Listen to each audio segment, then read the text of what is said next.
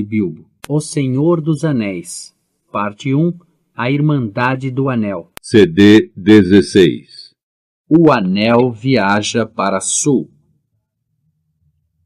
Mais tarde, nesse mesmo dia, os hobbits efetuaram uma reunião em que só eles participaram, no quarto de Bilbo. Merry e Pippin ficaram indignados quando souberam que Sam se introduzira no conselho e fora escolhido para companheiro de Frodo. É muito injusto, protestou Pippin.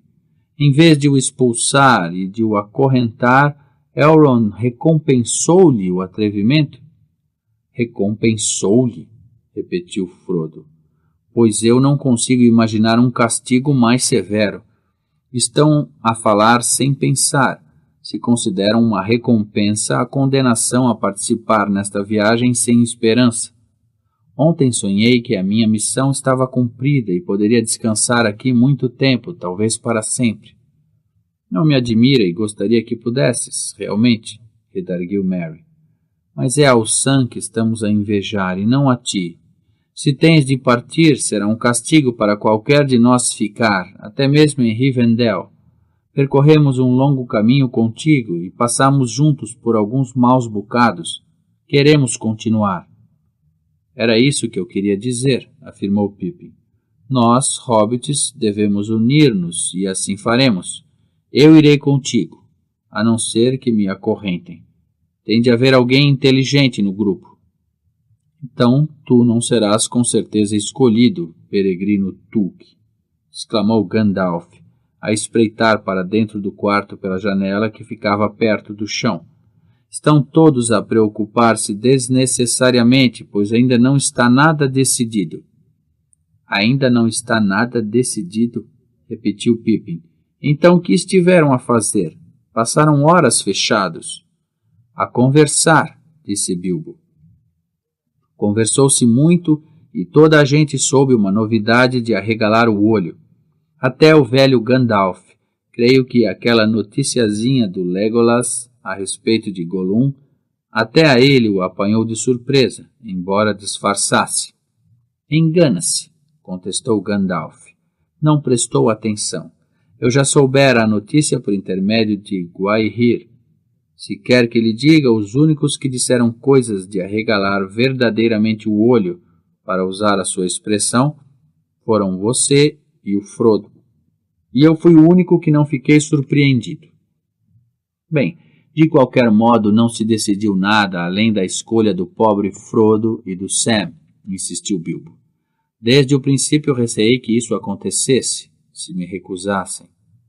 No entanto, estou convencido de que Elrond mandará um número de pessoas razoável quando chegarem as notícias. Já começaram a partir, Gandalf? Já, respondeu o feiticeiro. Alguns dos batedores já partiram e amanhã partirão mais. Elrond está a mandar elfos e eles estabelecerão contato com os caminhantes e, talvez, com a gente de Thranduil, na Floresta Tenebrosa. Aragorn também partiu com os filhos de Elrond.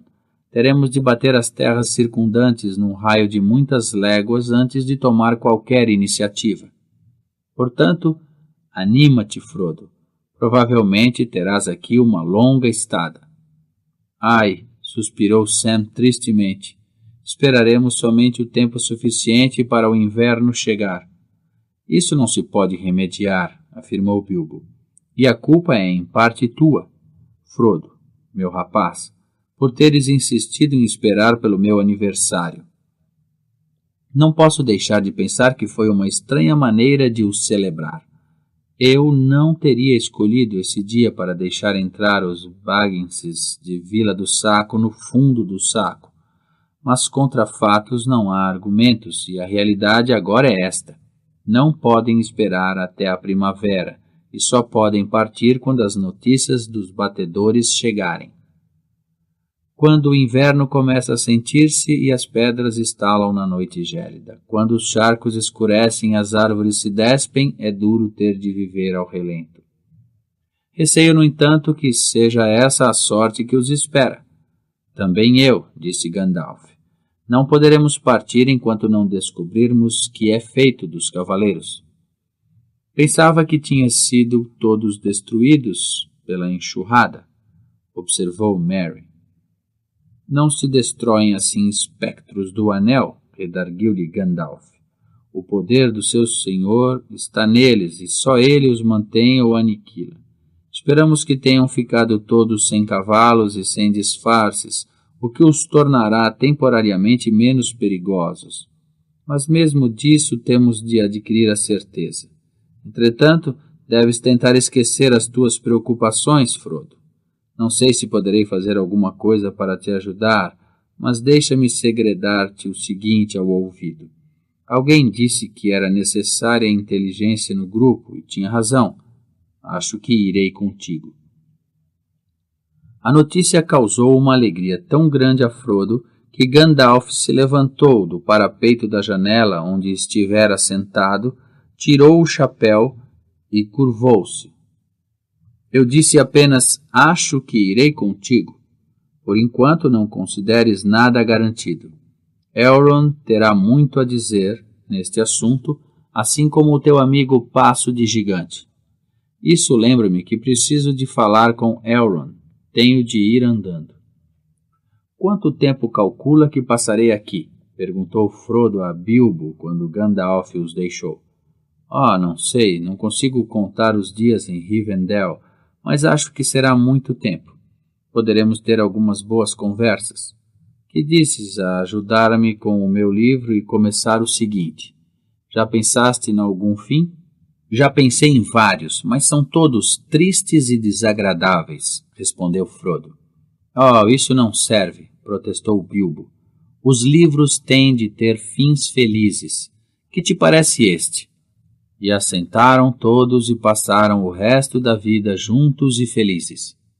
Seria bonito se acontecesse, respondeu Frodo. Exclamou Sam, e onde viverão eles?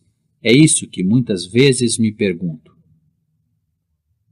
Durante algum tempo, os hobbits continuaram a falar e a pensar na viagem passada e nos perigos que os esperavam, mas a virtude da terra de Rivendell era tão grande que em breve o medo e a ansiedade lhes abandonaram o espírito. O futuro, bom ou mau, não foi esquecido, mas deixou de exercer qualquer poder sobre o presente. A saúde e a esperança fortaleceram-se e eles passaram a contentar-se com cada dia bom que viviam e a encontrar prazer em cada refeição e em cada palavra e canção. Assim foram correndo os dias, nascendo cada manhã luminosa e amena e chegando cada anoitecer fresco e desanuviado. Mas o outono aproximava-se depressa do fim.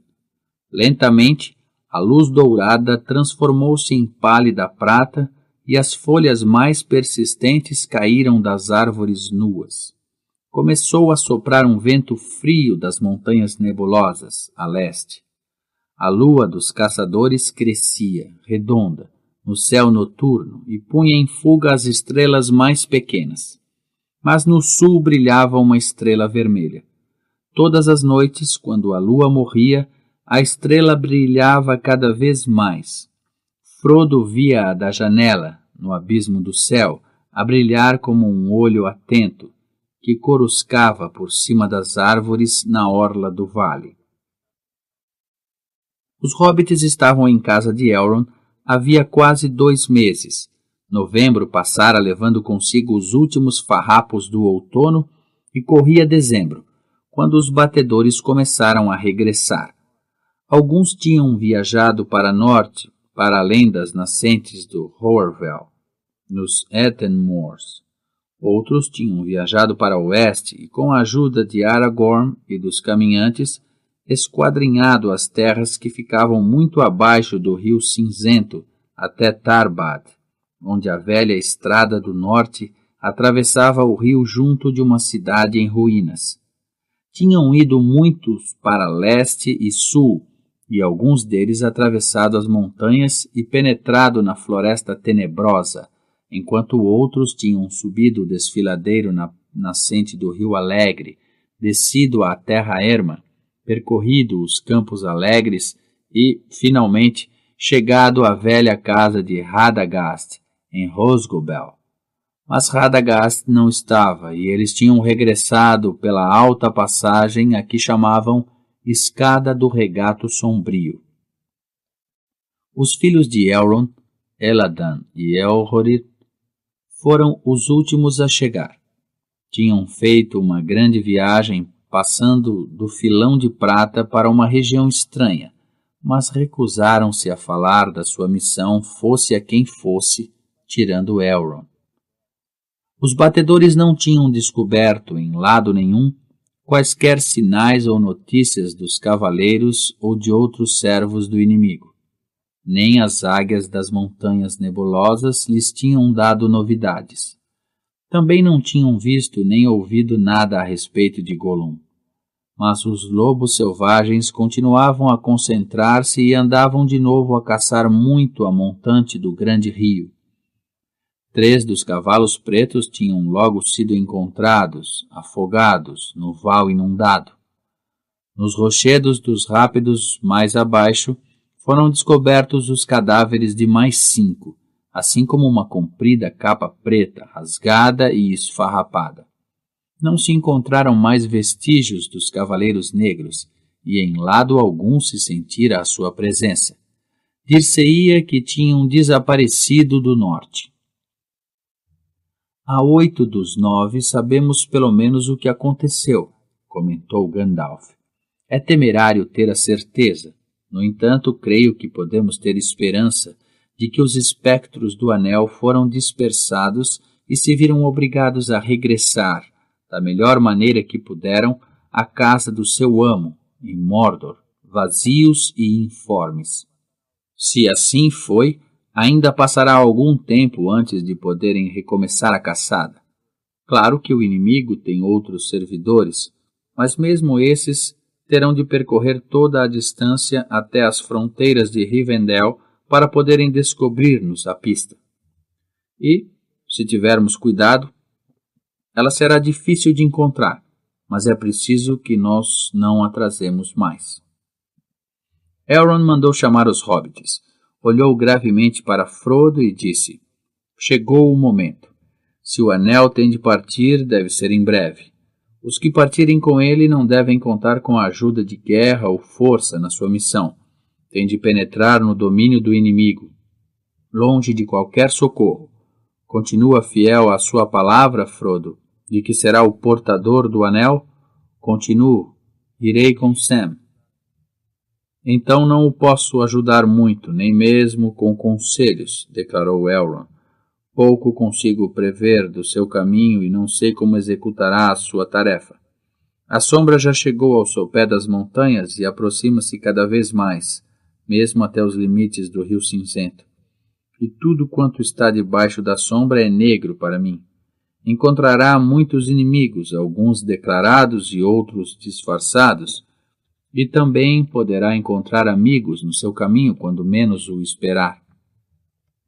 Enviarei as mensagens que puder àqueles que conheço no vasto mundo, mas as terras tornaram-se tão perigosas que é muito possível que algumas se extraviem ou não cheguem mais depressa do que você. Escolherei os companheiros que irão consigo, na medida em que eles o queiram ou a sorte o permita. O número deve ser reduzido, pois a sua esperança reside na rapidez e no segredo. Mesmo que eu tivesse uma hoste de elfos couraçados dos tempos antigos, de pouco serviria, a não ser para despertar a curiosidade de Mordor. O grupo do Anel será constituído por 9, e os 9 caminhantes terão de fazer frente aos 9 cavaleiros, que são uma força do mal. Gandalf irá consigo e com o seu fiel servidor, pois esta será a grande missão de Gandalf e talvez o fim dos seus trabalhos. Quanto aos restantes, representarão os outros povos livres do mundo, elfos, anões e homens. Legolas irá pelos elfos e Gimli, filho de Glóin, pelos anões. Estão dispostos a ir, pelo menos, até aos desfiladeiros das montanhas e talvez mais longe. Pelos homens terá Aragorn, filho de Arathorn, pois o anel de Isildur respeita-lhe de perto. Passo de gigante, exclamou Frodo. Sim, confirmou o risado a sorrir. Mais uma vez peço autorização para ser seu companheiro, Frodo. Ter-lhe-ia suplicado que me acompanhasse, respondeu-lhe o hobbit, se não pensasse que ia para Minas Tirith com Boromir. Vou, e a espada que foi partida será de novo forjada antes de eu partir para a guerra. Mas o seu caminho e o nosso caminho serão o mesmo durante muitas centenas de quilômetros. Por isso, Boromir também fará parte do grupo. É um homem valente. Falta arranjar mais 2, disse Elrond. Vou pensar no assunto e talvez arranje na minha casa algum que me pareça bom para o fim em vista. Mas assim não ficará lugar para nós, exclamou Pippin, cheio de desânimo. Não queremos ficar para trás, queremos ir com Frodo. Dizem isso porque não compreendem nem podem imaginar o que os espera, redarguiu Elrond. Frodo também não, disse Gandalf a apoiar inesperadamente Pippin. Nem nenhum de nós o compreende claramente. É verdade que se estes hobbits compreendessem o perigo que nos espera, não ousariam ir, mas mesmo assim continuariam a desejar ir, ou a desejar serem capazes de ousar, e sentir-se-iam envergonhados e infelizes. Acho, Elrond, que nesta questão seria conveniente confiar mais na sua amizade do que numa grande sabedoria. Mesmo que escolhesse para nos acompanhar um nobre elfo como Glorfindel, ele não poderia atacar a Torre Negra nem abrir o caminho para o fogo, apesar do poder que possui. Fala gravemente, mas eu duvido, disse Elrond. Presinto que o Shire já não está livre de perigo e eu pensava mandar regressar estes 2 como mensageiros para fazerem o que pudessem de acordo com os hábitos do seu país, para avisarem o povo do perigo que corre. De qualquer modo, considero que o mais jovem dos 2, Peregrino Took, deve ficar. O meu coração opõe-se à sua ida. Então, mestre Elrond, terá de me meter na prisão ou de me mandar para casa amarrado num saco. De contrário, seguirei o grupo, afirmou Pippin. Pronto, que assim seja. Irão, resignou-se Elrond a suspirar. Assim a conta de 9 está completa. O grupo deve partir dentro de 7 dias. A espada de Elendil foi de novo forjada por ferreiros élficos e na lâmina foram gravadas 7 estrelas entre o crescente da lua e o sol raiado, com muitos caracteres rúnicos à volta, pois Aragorn, filho de Arathorn, ia para a guerra nas fronteiras de Mordor. A espada brilhava muito depois de novamente inteira. A luz do sol refulgia, vermelha, nela, enquanto a da lua refulgia friamente. O seu gume era duro e cortante, e Aragorn deu-lhe outro nome, chamou-lhe Andúril, Flama do Ocidente. Aragorn e Gandalf passeavam juntos ou sentavam-se a conversar do caminho e dos perigos que se lhes deparariam. E estudavam os mapas e os livros com figuras e quadros existentes em casa de Elrond. Às vezes Frodo acompanhava-os, mas preferia confiar na sua orientação e passar o máximo de tempo possível com Bilbo. Nesses últimos dias, os hobbits reuniam-se ao anoitecer no Salão do Fogo e, entre muitas histórias, ouviram contar, completa, a balada de Beren e Lúthien e a conquista da Grande Joia. Mas de dia, enquanto Merry e Pippin andavam por fora, Frodo e Sam encontravam-se com Bilbo no pequeno quarto deste. Então Bilbo lia-lhes passagens do seu livro, que parecia ainda muito incompleto, ou fragmentos dos seus versos, ou tomava apontamentos das aventuras de Frodo. Na manhã do último dia, Frodo ficou sozinho com Bilbo e o velho hobbit tirou uma caixa de madeira debaixo da cama. Abriu-a e remexeu no interior. Aqui está a tua espada, Frodo. Estava partida, como sabes, e eu tomei conta dela, para ficar em segurança. Mas esqueci-me de perguntar aos ferreiros se a podiam arranjar. Agora já não há tempo. Por isso, pensei que não te importasses de ficar com esta. Tirou da caixa uma pequena espada, numa velha e modesta bainha de couro.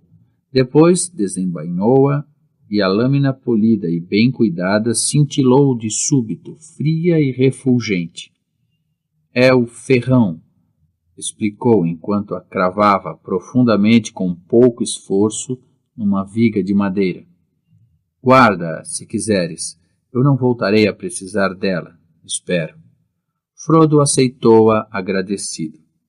Há também isto, continuou Bilbo e tirou da caixa um embrulho que pareceu pesado em relação ao seu tamanho. Desembrulhou diversas voltas de tecido velho e mostrou uma pequena cota de malha. Era feita de muitos anéis apertadamente entretecidos, tão flexível que parecia de tecido, fria como o gelo e mais dura do que o aço. Brilhava como prata ao luar e estava cravejada de pedras preciosas brancas. Completava um cinto de madrepérola e cristal. É bonita, não é? Perguntou Bilbo, aproximando-a da luz. Bonita e útil. É a minha cota de malha dos anões que Thorin me deu. Fui buscá-la a Mitchell Delvin antes de partir e juntei-a à minha bagagem. Trouxe comigo todas as recordações da minha viagem, exceto o anel. No entanto, não esperava ter de usar isto e, agora, não me faz falta, a não ser para a admirar, às vezes. Quase lhe não sentimos o peso quando a vestimos. Eu pareceria... Bem, acho que não me ficaria bem, protestou Frodo. Exatamente o que eu disse também, observou Bilbo. Mas não te importes com as aparências. Podes usá-la debaixo do vestuário exterior. Vá, tens de compartilhar este segredo comigo. Não digas a ninguém. Eu sentir-me-ei mais descansado se souber que a usas. Tenho a impressão de que resistirá até mesmo às facas dos cavaleiros negros, acrescentou baixinho. Está bem, aceito. Bilbo vestiu-lhe e ajustou-lhe o ferrão no rutilante cinto. Em seguida, Frodo vestiu por cima os calções, a túnica e o casaco sujos da viagem. Pareces um simples hobbit, comentou Bilbo. Mas agora as aparências iludem e não és o que pareces à superfície. Felicidades. Virou-se e olhou pela janela a tentar tautear uma melodia. Não sei agradecer-lhe como merece, Bilbo, por isto e por toda a sua passada bondade para comigo, disse Frodo. Nem tentes, replicou o velho hobbit, que se virou e lhe deu uma palmada nas costas. Ui, agora aleijas quando te damos uma palmada nas costas. O que importa é que os hobbits sejam unidos, sobretudo os Bagginses.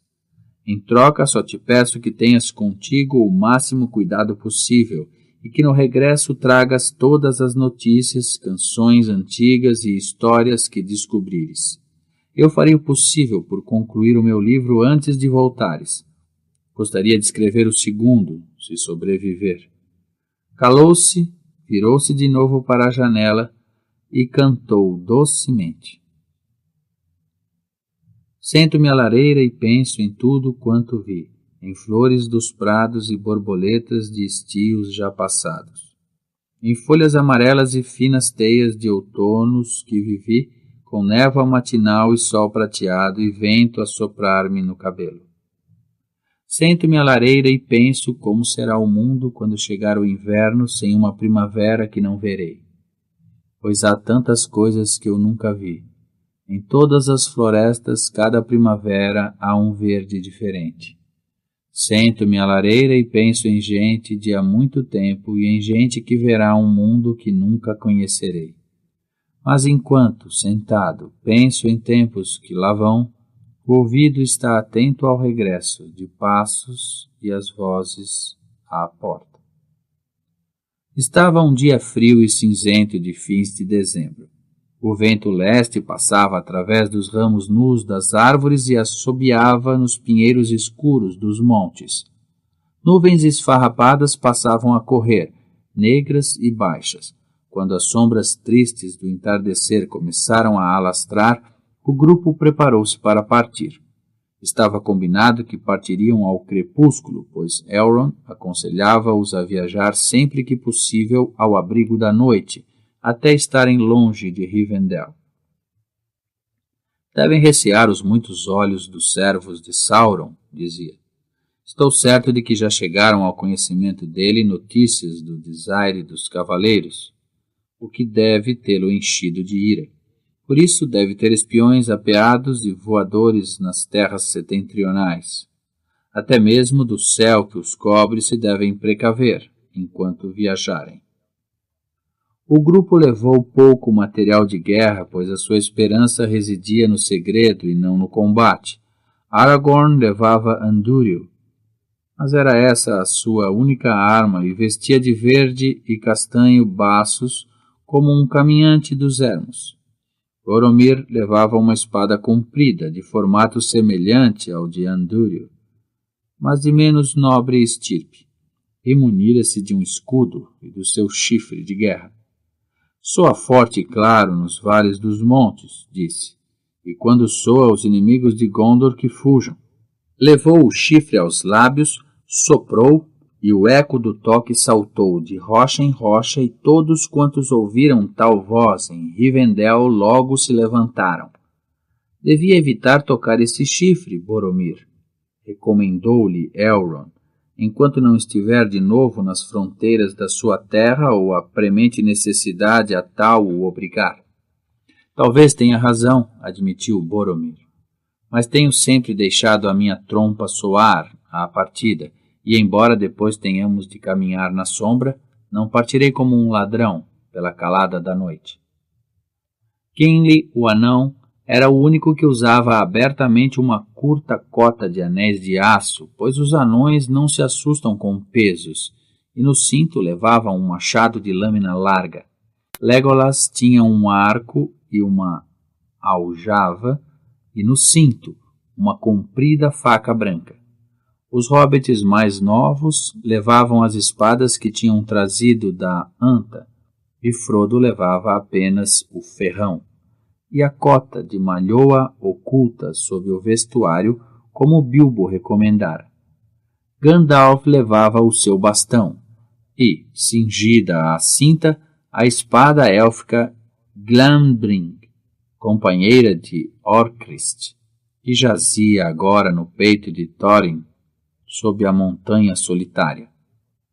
Elrond fornecera a todos roupas grossas e quentes e tinham todos casacos e capas forrados de pele. As provisões alimentares, as roupas extra, os cobertores e outras coisas necessárias foram carregadas num pônei, nem mais nem menos do que o pobre animal que tinham trazido de Bree. A estada em Rivendell operara nele uma modificação espantosa. Tornara-se lustroso e parecia possuir o vigor da juventude. Fora Sam que insistira em escolhê-lo, alegando que Bil, como lhe chamava, definharia se não fosse com eles. Aquele animal quase que fala, afirmou, e falaria mesmo se ficasse aqui mais tempo. Lançou-me um olhar tão claro como as palavras do Sr. Pippin: se não me levas contigo, Sam, vou atrás de ti sozinho. Por isso Bil acompanhava-os como besta de carga, embora fosse o único membro do grupo que não parecia deprimido. As despedidas tinham sido feitas no grande salão junto da lareira, e naquele momento só estavam à espera de Gandalf, que ainda não saíra de casa. Das portas abertas saía um reflexo do lume, e nas muitas janelas brilhavam luzes suaves. Bilbo, embrulhado numa capa, estava silencioso ao lado de Frodo, no degrau. Aragorn estava sentado, com a cabeça pendente para os joelhos. Só Elrond sabia exatamente o que significava para ele aquela hora. Os outros distinguiam-se como sombras cinzentas na escuridão. Sam, de pé junto do pônei, sorvia o ar e fitava melancolicamente a mancha negra onde o rio rugia, pedregoso, embaixo. O seu desejo de aventura nunca atingira um nível tão baixo. Bil, meu rapaz, disse ao pônei, não te devias ter juntado a nós. Devias ficar aqui, a comer o melhor dos fenos até a erva nova nascer. Bill agitou a cauda e não disse nada. Sam ajeitou melhor a mochila que tinha às costas e, mentalmente, passou em revista, inquieto, o que nela metera, ao mesmo tempo que perguntava a si próprio se teria esquecido alguma coisa. Levava o seu maior tesouro, o equipamento de cozinha. A caixinha de sal, de que nunca se esquecia e que enchia sempre que tinha oportunidade. Uma boa quantidade de erva de cachimbo, mas longe de ser suficiente, aposto. Pederneira e isca, meias de lã, roupa interior, vários pequenos objetos do amo de que Frodo se esquecera e que ele guardara, para os apresentar triunfalmente quando fossem necessários. Passou em revista todas essas coisas. Corda, murmurou. Não levo corda. E ainda ontem à noite disseste para contigo: Sam, que dizes a um bocado de corda? Vais precisar dela, se não a levares. Precisarei, com certeza, mas paciência. Agora não a posso arranjar. Nesse momento, Elrond saiu de casa com Gandalf e pediu ao grupo que se aproximasse. Estas são as minhas últimas palavras, disse em voz baixa. O portador do anel vai partir em demanda do Monte da Condenação. Só a ele se impõe uma responsabilidade: não atirar o anel fora, não o entregar a nenhum servidor do inimigo e não deixar ninguém tocar-lhe, a não serem membros do grupo e do conselho, e mesmo esses só em circunstâncias de extrema necessidade. Os outros vão com ele livremente como companheiros, para o ajudarem no caminho. Podem demorar-se, voltar para trás ou seguir por outros caminhos, como o acaso permitir. Quanto mais longe forem, menos fácil será retrocederem. No entanto, não se lhes exige nenhum juramento, nem se lhes impõe nenhuma obrigação de irem mais longe do que quiserem, pois ainda desconhecem a força dos seus corações e não podem prever o que cada um encontrará no caminho.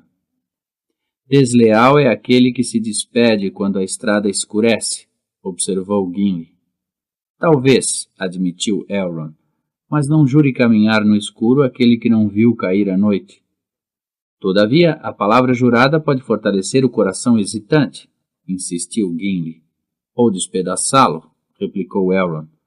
Não queiram prever demasiado, mas partam agora de coração decidido. Adeus, e que as bênçãos dos elfos e dos homens e de todos os povos livres os acompanhem. Que as estrelas lhes brilhem nos rostos. Felicidades, exclamou Bilbo a tremer de frio. Não creio que possas escrever um diário, Frodo, meu filho, mas espero um relato completo de tudo quando voltares. E não te demores muito. Até a volta. Muitos outros da casa de Elrond se encontravam na sombra, a vê-los partir e a desejar-lhes boa viagem em voz suave. Não se ouviam risos, nem canções, nem música.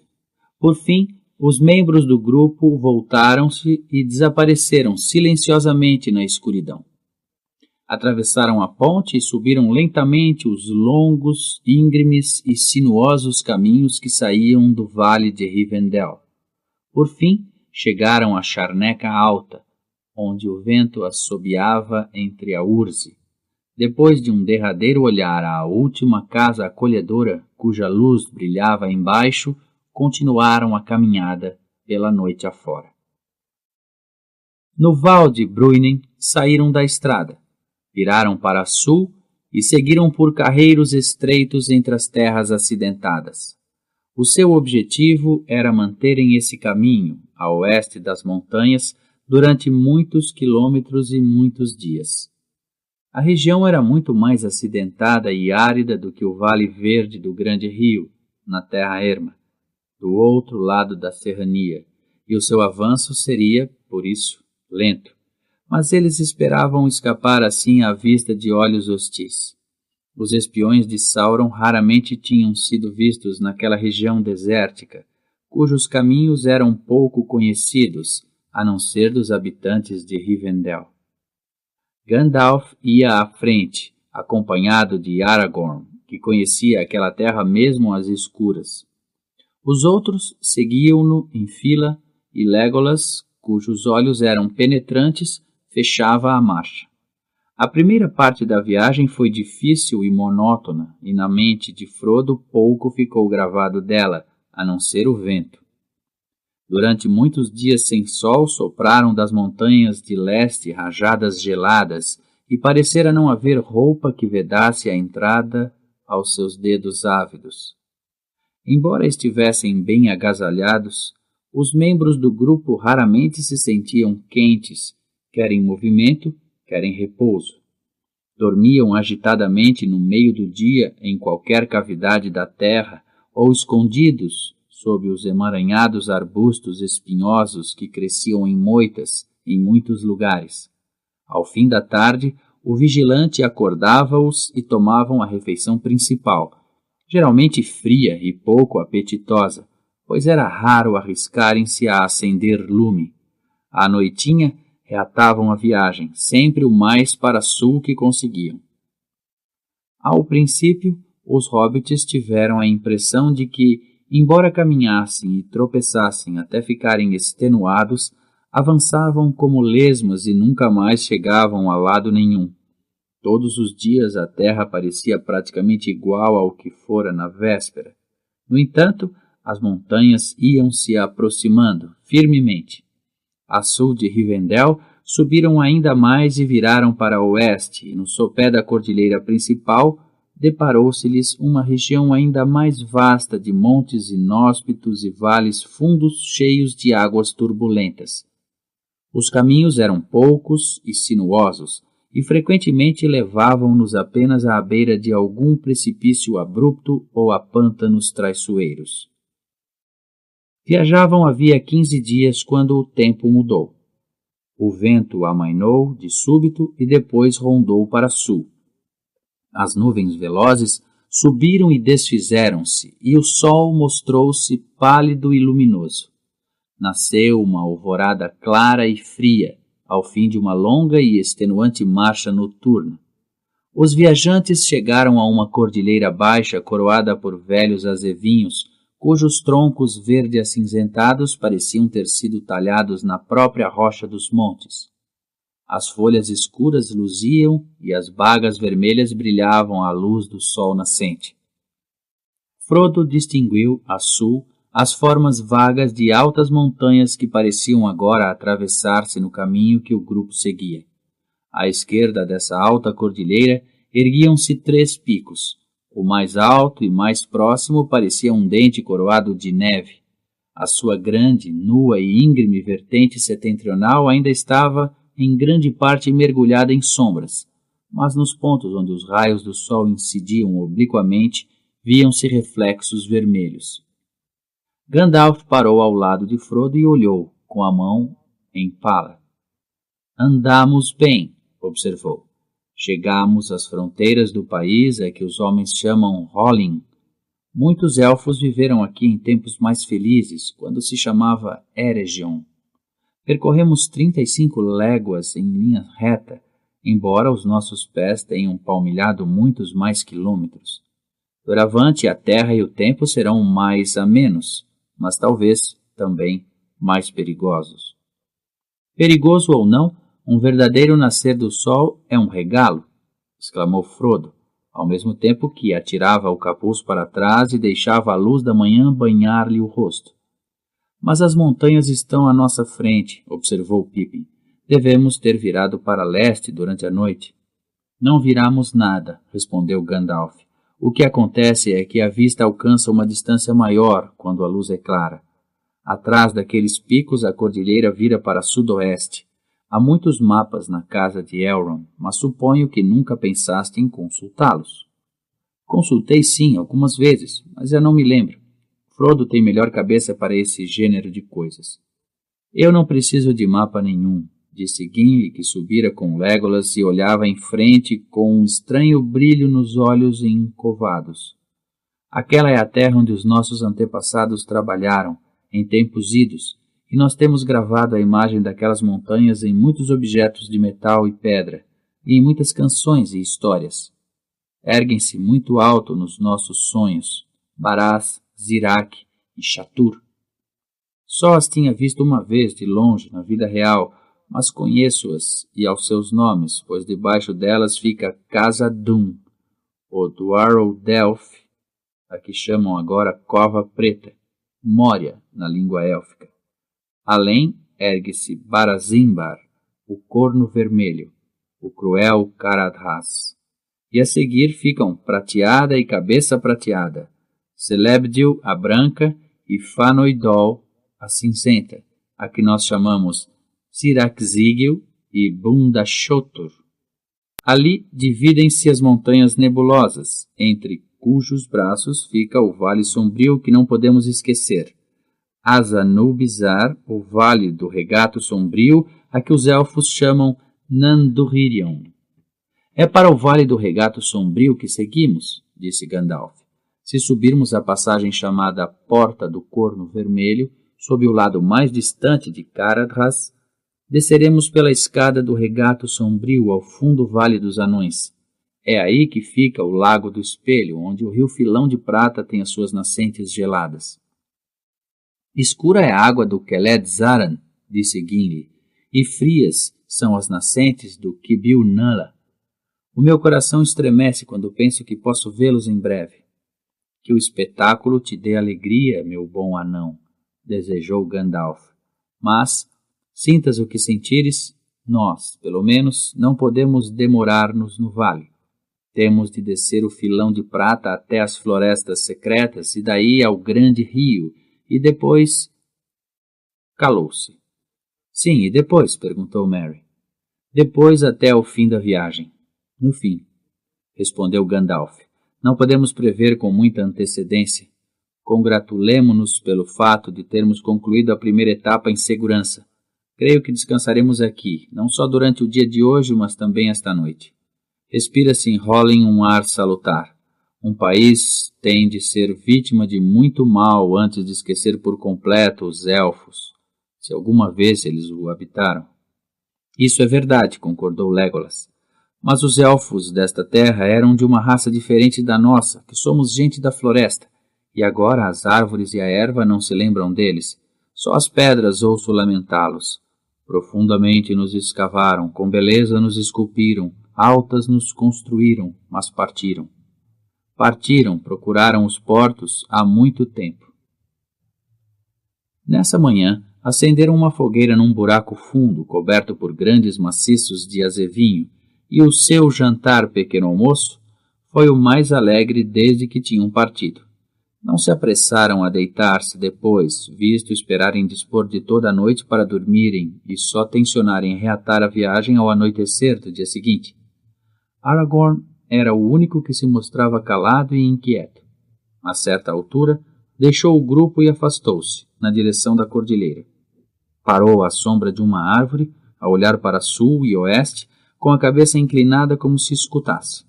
Depois voltou à orla do valezinho e olhou para baixo, para os outros, que riam e conversavam. Que é passo de gigante? Perguntou-lhe Merry. Que procura? Sente a falta do vento leste? Confesso que não, mas falta realmente qualquer coisa. Estive no país de Hollin em muitas estações. Agora não vivem aqui pessoas, mas sempre aqui viveram muitas outras criaturas, em todas as épocas, sobretudo aves. No entanto, desta vez está tudo silencioso, tudo menos vocês. Sinto-o. Não há nenhum som, num raio de quilômetros à nossa volta, e as vossas vozes parecem fazer ecoar o chão. Não compreendo. Gandalf levantou a cabeça com súbito interesse.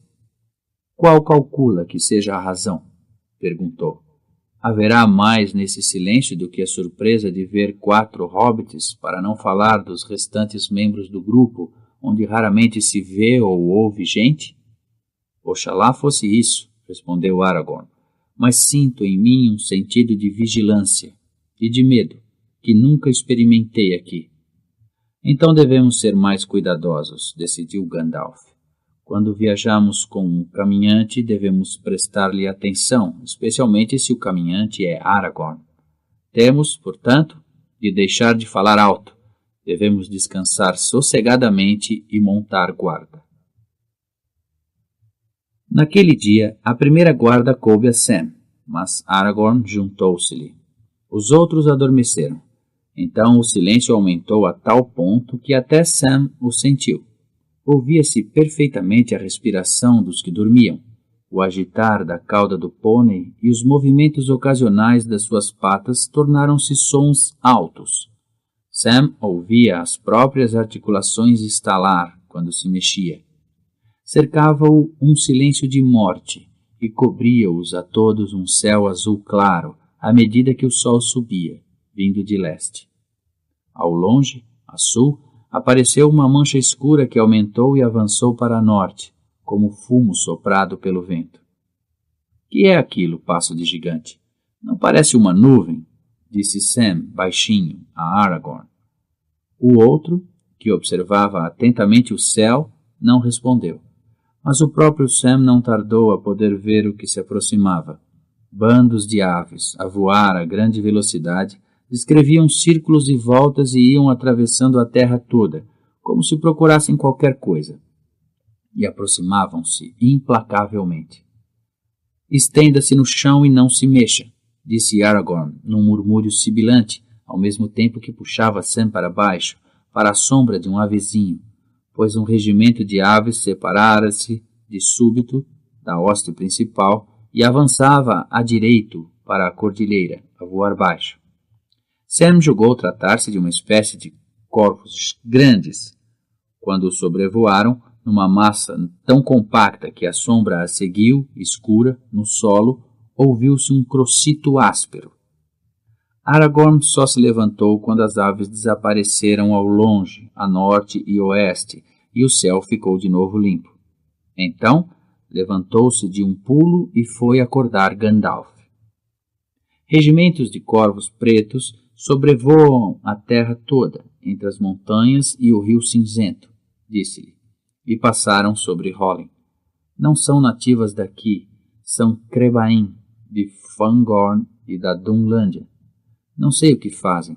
Talvez haja qualquer complicação no sul da qual estejam a fugir, embora eu creia que andam a espiar a terra. Também vislumbrei muitos milhafres a voar alto no céu. Acho que devemos partir esta noite. Hólin já não é salutar para nós. Está sob vigilância.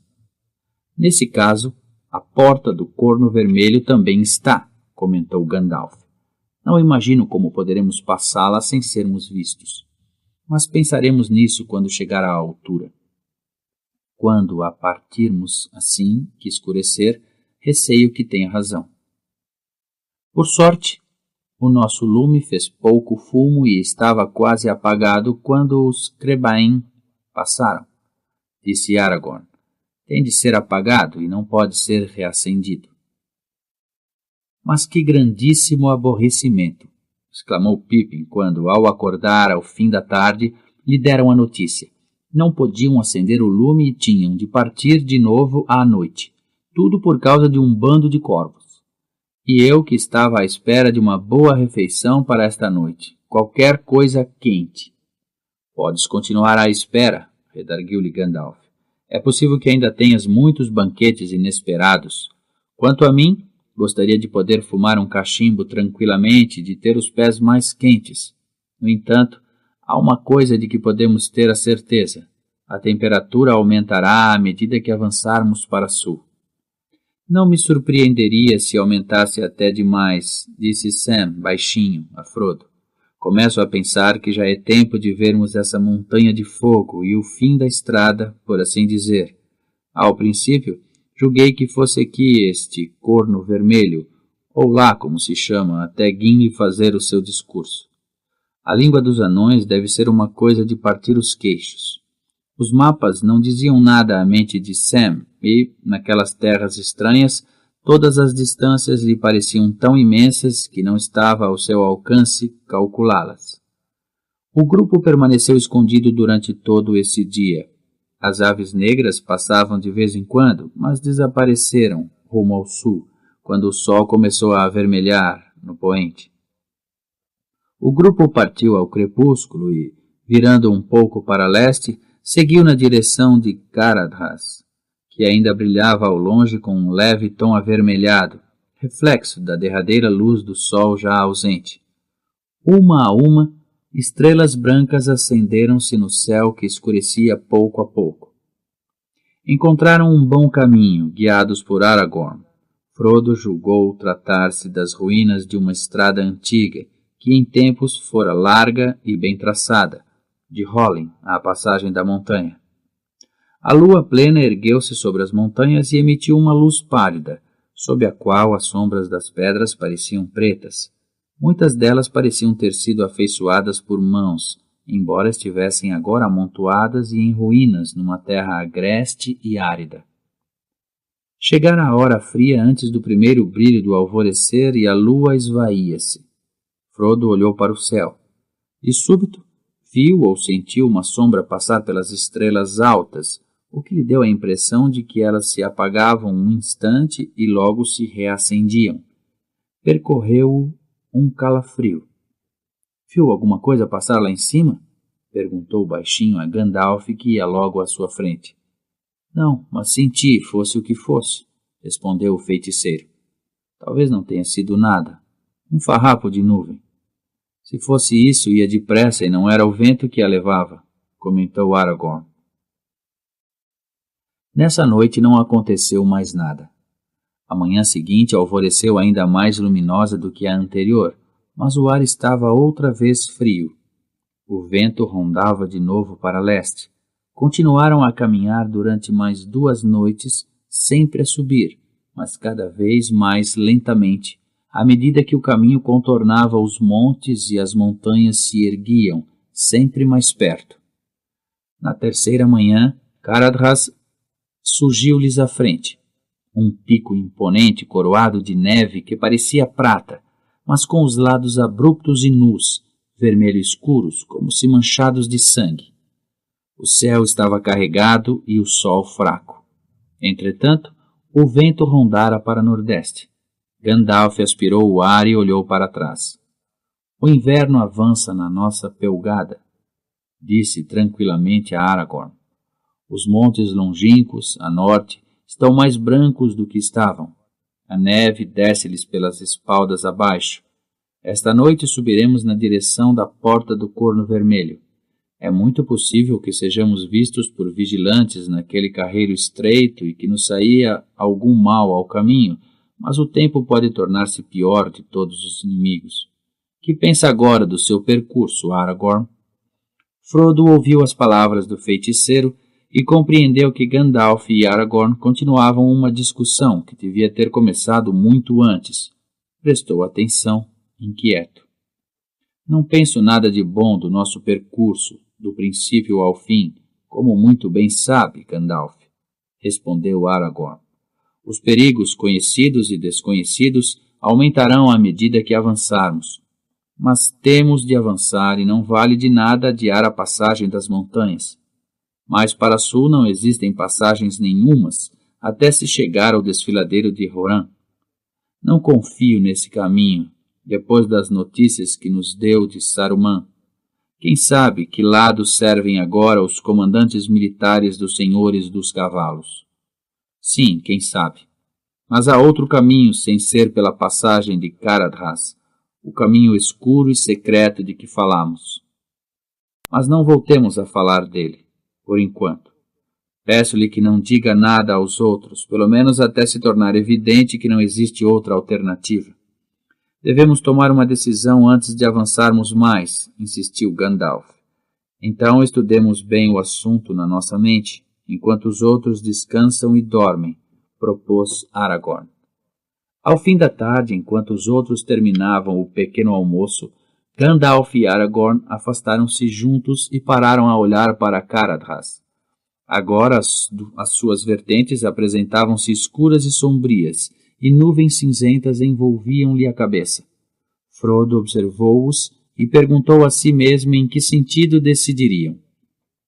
Quando voltaram para junto do grupo, Gandalf falou-lhes e ele ficou a saber que tinham decidido defrontar o mau tempo e a passagem da montanha. Sentiu-se aliviado. Não fazia ideia de que seria o outro caminho escuro e secreto, mas a sua simples menção parecera encher Aragorn de pavor e, por isso, Frodo sentia-se grato por não ter sido escolhido. A julgar por sinais que temos visto ultimamente, disse Gandalf, receio que a porta do Corno Vermelho possa estar vigiada. Além disso, tenho dúvidas a respeito do tempo que vem aí atrás de nós. Pode nevar. Temos de avançar com a velocidade de que formos capazes e, mesmo assim, talvez precisemos de mais de 2 etapas para chegarmos ao cimo da passagem. Hoje escurecerá cedo. Temos de partir assim que estiverem prontos, o mais depressa possível. Acrescentarei uma palavra de conselho, se me permitem, disse Boromir. Nasci à sombra das Montanhas Brancas e sei alguma coisa acerca de andanças por lugares altos. Encontraremos um frio de rachar, se não coisa pior, antes de descermos do outro lado. Não nos ajudará nada guardar segredo de que estamos mortalmente gelados. Quando sairmos daqui, onde ainda há algumas árvores e alguns arbustos, cada um de nós deve levar um molho de lenha tão grande quanto puder. E o Bill também pode carregar mais um bocadinho, não podes, rapaz? Perguntou Sam, e o pônei olhou tristemente para ele. Muito bem, concordou Gandalf, mas não devemos usar a lenha, a não ser que se trate de uma escolha entre acender lume e morrer. O grupo pôs-se de novo em andamento, ao princípio com boa velocidade, mas o caminho não tardou a tornar-se íngreme e difícil. O carreiro sinuoso ia subir quase desaparecera em muitos pontos e estava cortado por muitas árvores caídas. A noite tornou-se terrivelmente escura, com o céu coberto por grandes nuvens. Entre as rochas soprava e turbilhonava um vento cortante. Cerca da meia-noite tinham subido pouco acima do sopé das montanhas. O carreiro estreito começara, entretanto, a serpentear sob uma parede de rochas a pique, à esquerda, acima da qual os sinistros flancos de Caradhar subiam, invisíveis na escuridão. À direita havia um abismo de trevas, com o solo a descer abruptamente para uma ravina funda. Penosamente, subiram uma encosta íngreme, em cujo topo pararam um momento. Frodo sentiu um contato macio no rosto. Estendeu o braço e viu os flocos brancos da neve pousarem-lhe na manga. Prosseguiram. Mas a neve não tardou a cair com uma abundância que enchia o ar todo. Os flocos turbilhonantes entravam nos olhos de Frodo. Os vultos escuros e curvados de Gandalf e Aragorn, que seguiam apenas 1 ou 2 passos à frente, quase não se viam. Isto não me está a agradar nada, disse Sam, ofegante, logo atrás de Frodo. A neve é uma coisa muito bonita, numa bela manhã, mas eu gosto de estar na cama quando ela cai. Gostaria que esta carrada caísse em Hobbiton. A gente de lá talvez gostasse. A não ser nos pântanos altos do Farthing setentrional, um grande nevão era coisa rara no Shire e, por isso, considerado um acontecimento agradável e uma oportunidade de brincadeira. Nenhum hobbit vivo, exceto Bilbo, se lembrava do inverno terrível de 1311, durante o qual lobos brancos tinham atravessado o brandevinho gelado e invadido o Shire. Gandalf parou. A neve formava uma camada espessa nos seus ombros e no seu capuz, e a roda das botas já lhe chegava aos tornozelos. Era isto que eu temia, observou. Que diz agora, Aragorn? Que eu temia o mesmo, mas, apesar disso, temia mais outras coisas. Tinha conhecimento do risco da neve, embora ela raramente caía abundantemente tão para sul, a não ser no alto das montanhas. Mas nós ainda não subimos muito. Ainda estamos muito cá embaixo, onde os caminhos costumam estar transitáveis durante todo o inverno. Pergunto a mim mesmo se isto será obra do inimigo, disse Boromir. Na minha terra dizem que ele é capaz de governar como lhe convém as tempestades das montanhas da sombra, que se erguem nas fronteiras de Mordor. Tem estranhos poderes e muitos aliados. Não há dúvida de que o seu braço cresceu muito, se é capaz de ir buscar neve ao norte para nos complicar a vida aqui, a 300 léguas de distância, murmurou Gimli. O seu braço cresceu, de fato, muito, confirmou Gandalf. Enquanto estiveram parados, o vento amainou e a neve diminuiu quase até parar. Retomaram a marcha, mas, mal percorridos uns 200 metros, a tempestade voltou, com fúria redobrada. O vento assobiava e a nevasca quase o cegava. A breve trecho até Boromir achou difícil prosseguir. Os hobbits, quase dobrados ao meio, iam atrás dos seus companheiros mais altos, mas tornava-se evidente que não aguentariam muito mais se a neve continuasse. Os pés de Frodo pesavam-lhe como chumbo. Pippin arrastava-se atrás e até Gimli, tão robusto quanto era possível a um anão, resmungava enquanto caminhava. O grupo parou, de súbito, como se tivessem chegado a um acordo sem precisarem de dizer quaisquer palavras.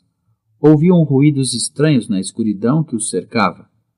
Talvez se tratasse apenas de uma ilusão causada pelo vento nas fendas e nos buracos da parede rochosa, mas a verdade é que os sons lembravam gritos agudos e gargalhadas dementadas. Começaram a cair na encosta da montanha pedras que lhes assobiavam por cima da cabeça ou embatiam no carreiro ao lado deles. De vez em quando ouviam um fragor surdo, como se estivessem a empurrar um grande pedregulho nas alturas ocultas por cima deles. Não podemos avançar mais esta noite, disse Boromir. Quem quiser dizer que estes ruídos são produzidos pelo vento, que diga. Para mim são vozes malditas no ar, e estas pedras são-nos destinadas. Eu digo que é o vento, declarou Aragorn, mas isso não significa que as suas palavras sejam mentira. Há no mundo muitas coisas más e hostis que têm pouca simpatia por aqueles que se apoiam em duas pernas, coisas essas que não estão concluídas em Sauron, mas têm propósitos próprios. Algumas até estão neste mundo há mais tempo do que ele. Caradhras chamava-se a Cruel e tinha má fama há já muitos anos, confirmou Gimli. Quando nestas terras ainda não se ouvia falar de Sauron. Pouco importa quem é o inimigo, se não podemos vencer o seu ataque, observou Gandalf. Mas que havemos de fazer? Perguntou desoladamente Pippin, que estava encostado a Merry e a Frodo e tremia de frio. Parar onde estamos ou voltar para trás, respondeu-lhe Gandalf. É inútil continuar a subir.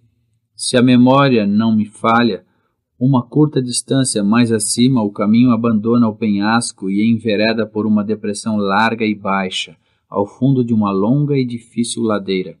Aí não teríamos qualquer abrigo da neve ou das pedras, ou fosse do que fosse. E também não vale a pena voltar para trás enquanto a tempestade não amainar, declarou Aragorn.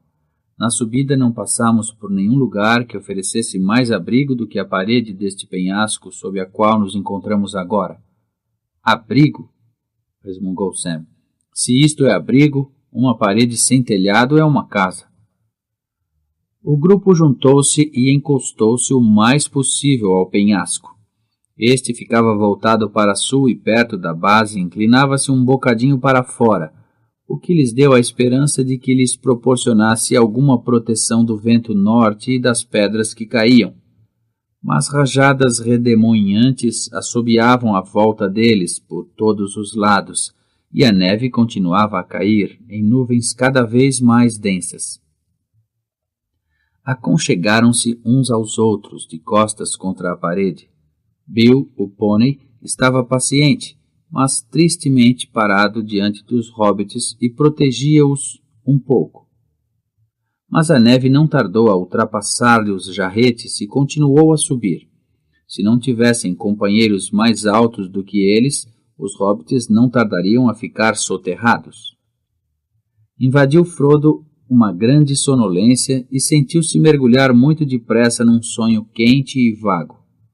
Pensou que uma fogueira lhe aquecia os dedos dos pés e ouviu, vinda das sombras do outro lado da lareira, a voz de Bilbo. Não tenho muita confiança no teu diário. Devões em 12 de janeiro. Não tinhas necessidade de voltar para trás para comunicar isso. Mas eu precisava de descansar e dormir, Bilbo, respondeu Frodo com um grande esforço, e nesse momento sentiu-se sacudido e acordou penosamente. Boromir levantara-o do chão de um ninho de neve. Isto vai ser a morte dos Halflings, Gandalf, disse Boromir. É inútil ficarmos aqui parados até a neve chegar acima das nossas cabeças. Temos de fazer qualquer coisa para nos salvarmos. Deles isto, respondeu Gandalf, enquanto remexia na sua mochila e tirava um frasco forrado de couro. Só um golo para cada um de nós. É muito precioso. É Miruvor, o cordial de Imladris. Foi Elrond que me deu a despedida. Vá passando pelos outros. Assim que bebeu um golo do quente e fragrante licor, Frodo sentiu uma nova força de ânimo e, apesar da sonolência, abandonou-lhe os membros. Os outros também se sentiram reconfortados e encontraram nova esperança e vigor. Mas a neve continuava a cair. Rodopiava à volta deles, mais densa do que nunca, e o vento também assobiava com mais força. — Que dizem a acendermos uma fogueira? Perguntou de súbito Boromir.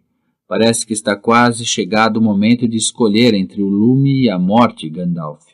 Quando a neve nos cobrir, ficaremos, sem dúvida, ocultos de todos os olhos hostis, mas isso não nos ajudará. Pode acender uma fogueira, se quiser, respondeu-lhe o feiticeiro. Se há alguns espiões capazes de suportar esta tempestade, então também são capazes de nos ver com fogueira ou sem ela. Mas, embora se tivessem munido de lenha e gravetos, a conselho de Boromir ultrapassava a perícia de elfo ou até de anão acender uma chama que resistisse aos remoinhos de vento ou se propagasse ao combustível molhado. Por fim, relutantemente, Gandalf deu uma ajuda. Pegou um feixe de lenha, levantou-o bem alto durante um momento e, com uma ordem, Naur an Edrait Amen, meteu-lhe no meio a ponta do bastão. Ato contínuo, jorraram chamas azuis e verdes e a lenha ardeu e crepitou. Se está por aí alguém a espiar, então eu, pelo menos, já me revelei. Escrevi Gandalf está aqui, em caracteres que toda a gente sabe ler de Rivendell à foz do Anduin. Mas eles já não se importavam com espiões, nem com olhos inamistosos. Rejubilaram quando viram a luz do fogo.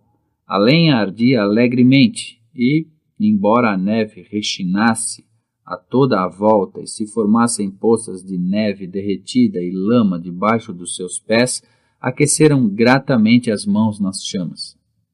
Assim ficaram, inclinados, a formar um círculo à volta das pequenas labaredas crepitantes. Brilhava-lhes nos rostos, fatigados e ansiosos, uma claridade vermelha e, atrás deles, a noite era como uma parede negra. Mas a lenha ardia depressa e a neve continuava a cair. Por fim, com a fogueira quase a extinguir-se, lançaram o último feixe. A noite está avançada, disse Aragorn. O alvorecer não deve tardar. Se houver algum alvorecer capaz de penetrar através daquelas nuvens, comentou Gimli. Boromir saiu do círculo e olhou para cima, para o negrume. A neve está a diminuir e o vento amainou, disse. Frodo olhava, fatigado, para os flocos que continuavam a cair do negrume e se revelavam momentaneamente brancos à luz da fogueira moribunda. Durante muito tempo, porém, não viu quaisquer indícios de diminuição. Mas, de súbito, quando o sono começava de novo a invadi-lo, apercebeu-se de que o vento amainara, de fato, e os blocos se estavam a tornar maiores e menos numerosos. Muito lentamente, começou a brilhar uma luz fraca e, por fim, a neve deixou por completo de cair. À medida que aumentou, a luz revelou um mundo silencioso e amortalhado. Abaixo do seu refúgio havia corcovas, montículos e cavidades informes e brancas, sob as quais estava completamente oculto o caminho por onde tinham vindo. Mas as alturas, em cima, estavam encobertas por grandes nuvens, ainda pejadas com a ameaça de neve. Kili olhou para cima e abanou a cabeça. Caradhras não nos perdoou. Ainda tem mais neve para nos mandar, se prosseguirmos. Quanto mais depressa voltarmos para baixo, melhor. Todos concordaram com isso, mas agora a retirada seria difícil. Poderia até ser impossível. A alguns passos, apenas, das cinzas da fogueira, a camada de neve subia acima da cabeça dos hobbits. Em certos pontos, o vento arrastará e empilhará contra o penhasco. Se Gandalf fosse à frente com uma chama forte, talvez abrisse um caminho para nós, observou Legolas. A tempestade incomodara-o pouco e era o único do grupo cujo coração continuava despreocupado. Se os elfos voassem por cima das montanhas, poderiam ir buscar o sol para nos salvar, replicou Gandalf. Mas preciso de ter qualquer coisa de que me sirva. Não posso queimar neve. Bem, quando as cabeças não ajudam, talvez os corpos sirvam, como dizemos na nossa terra, sugeriu Boromir. Os mais fortes de nós devem procurar um caminho. Olhem, embora esteja tudo coberto de neve, o carreiro, quando subimos, virou mais ou menos ali embaixo, naquela saliência rochosa. Foi ali que a neve começou a dificultar-nos a vida. Se conseguíssemos chegar àquele ponto, talvez descobríssemos que depois era mais fácil. Creio que até lá são apenas uns 200 metros. Vamos então forçar um caminho nós dois? Decidiu Aragorn. Aragorn era o mais alto do grupo, mas Boromir, pouco mais baixo do que ele, era de constituição mais alentada e mais pesada. Foi à frente seguido por Aragorn. Avançaram devagar e, em breve, tiveram de recorrer a todas as suas forças. Em certos pontos a neve chegava à altura do peito e, não raro, Boromir parecia nadar ou escavar com os grandes braços em vez de andar. Legolas observou-os alguns momentos a sorrir e depois virou-se para os outros e disse: Os mais fortes devem procurar um caminho, não foi o que disseram? Mas eu digo, deixem o camponês manobrar o arado, mas escolham uma lontra para nadar e para correr com leveza sobre erva ou folhas, ou sobre neve. Escolham um elfo. E, sem dizer mais nada, saltou agilmente para a frente. Frodo reparou então pela primeira vez, embora o soubesse havia muito tempo, que o elfo não usava botas, e sim sapatos leves, como sempre. Os seus pés quase não deixavam marca na neve. Até a vista, disse Legolas a Gandalf. Vou buscar o sol. E, veloz como um corredor sobre areia firme, desatou a correr, ultrapassou os 2 homens que se debatiam com a neve, acenou-lhes com as mãos e não tardou a desaparecer na curva da saliência rochosa. Os restantes esperaram, aconchegados uns aos outros, até Boromir e Aragorn ficarem reduzidos a manchas negras na brancura da neve. Por fim, deixaram também de se ver. O tempo arrastava-se. As nuvens desceram e recomeçaram a cair alguns flocos de neve.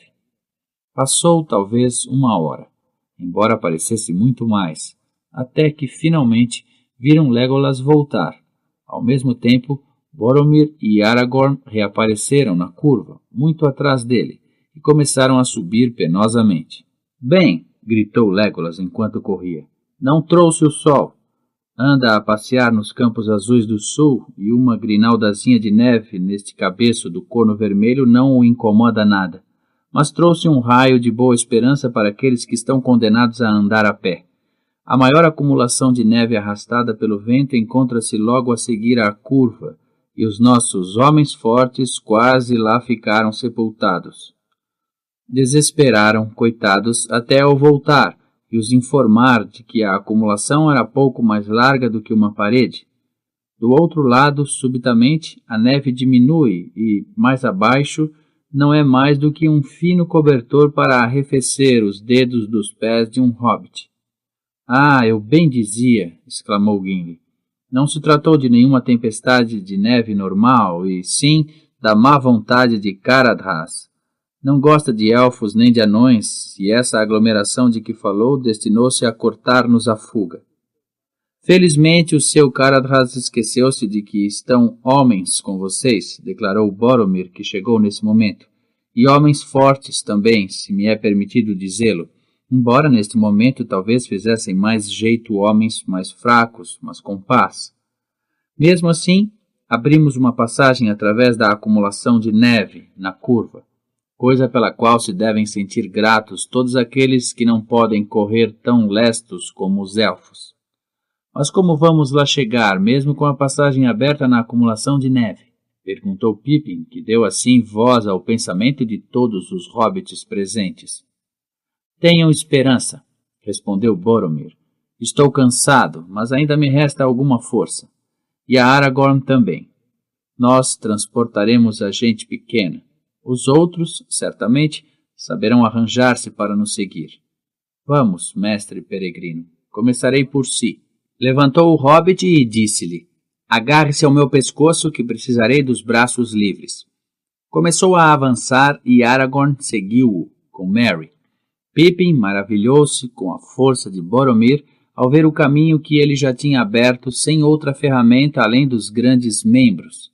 Mesmo naquele momento, e apesar de carregado, ia alargando a passagem para os que viriam atrás, afastando a neve à medida que andava.